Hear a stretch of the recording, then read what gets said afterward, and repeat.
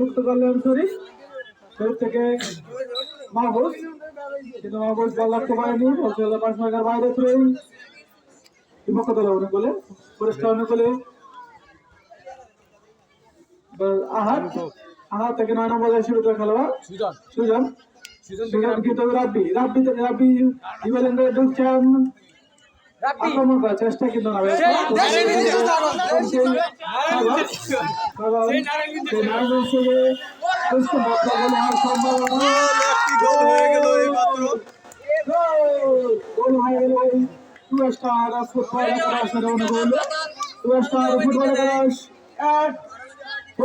Football 3-1 ব্যবধান।